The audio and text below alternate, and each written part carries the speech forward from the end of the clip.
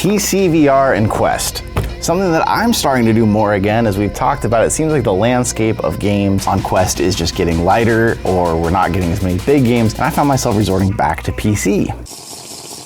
Those of you who have only used a Quest, there is a really weird problem you would not expect to have with Quest and PC. You would think if I cable it to my PC, I use a link cable, my Quest won't ever die, I'll just be able to play forever, because you should.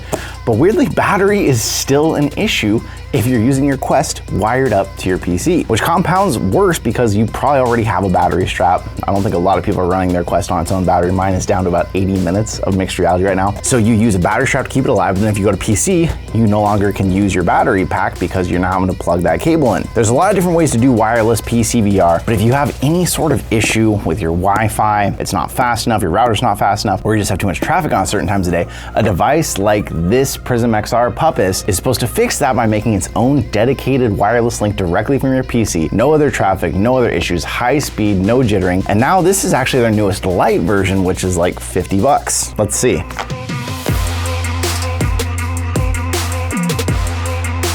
So this is the Puppis S1 Lite. There was a Puppis before. It's a little more high-end. It's still more money at like $70. This one is supposed to be the Lite version. It's supposed to be a little simpler. It takes away some of the really intricate features that you can do with the other one if you're into that.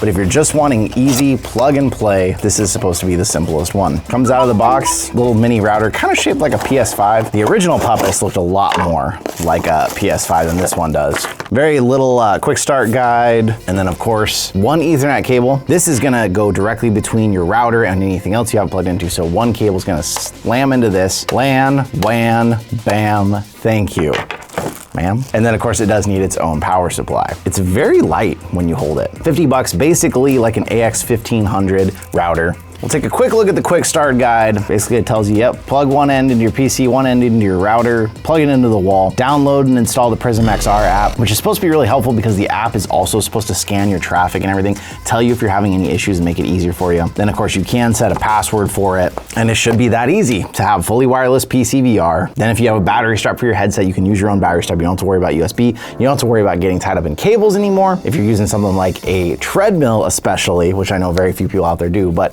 you're spinning all the time, all directions. You don't have to worry about tangling it up anymore. So it's supposed to just make your wireless PC VR experience very simple. We're gonna take it away a little while, do some testing, check it out for you, see what we can get, see if we can really stretch the limits here with our internet all the way to the far side of the studio. Come back at you and give you our final thoughts on how this one is, how much we like it, the price point versus the original one, and everything else. So we'll be back. 2 weeks later. PrismXR Puppis S1 Lite, not to be mixed up with the S1. The S1, if you don't remember, quick difference is it is a little more expensive. 80 bucks, I want to say, is the current price. Does not use a power outlet, but plugs directly into your computer USB. Puppis S1 Lite does need a power plug, does connect into your Ethernet and your PC, and surprisingly, I actually had a better overall VR experience using this than I did trying to use the Oculus's own link cable in the other end of the studio. It's a little ways from here. From the main router where everything starts, we have all that. It's over 100 feet that you'd be walking back to the back. That's where we tested it.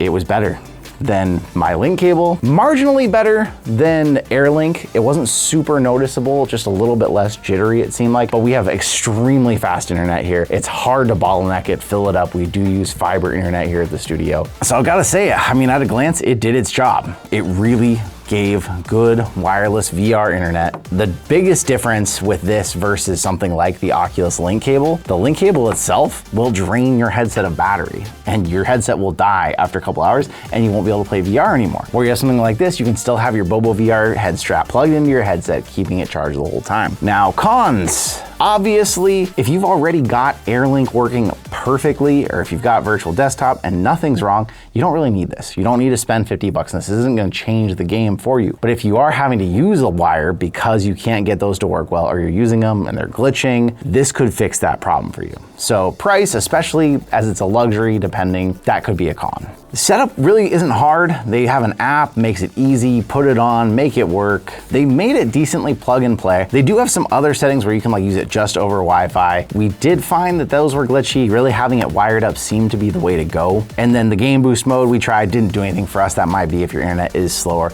but ultimately we had great internet. We still had a slightly better experience with this overall. And I'm surprised. surprised. Just really nice to have. If you've ever tried PC VR wirelessly, you know. You get the great graphics that you get, minus the compression, of course. You get the fact that you don't have to worry about cable anymore. You shouldn't have to worry about the battery if you have a good battery strap, or if you're using something like a cat treadmill or something like we have, you're not getting twisted up in cables. You're not worrying about destroying a cable or breaking the USB port on your headset. So if right now you are using a cable or you are using wireless and it's being glitchy, this could totally change your life and fix that for you. If you've already got it and virtual desktop or AirLink already works great for you, you got a fast router, there's not necessarily a need to upgrade or change to this. And that's really it. That's as simple as it can be. It's a simple product. It did its job. It worked well. There's really not much else to be said about it. If you are interested, I will leave links also to the original Puppis if you're interested in some of the other functions it had, because it was more advanced. It did do more, but it does cost a little bit more. And this thing did the job just as well for me, if not better. So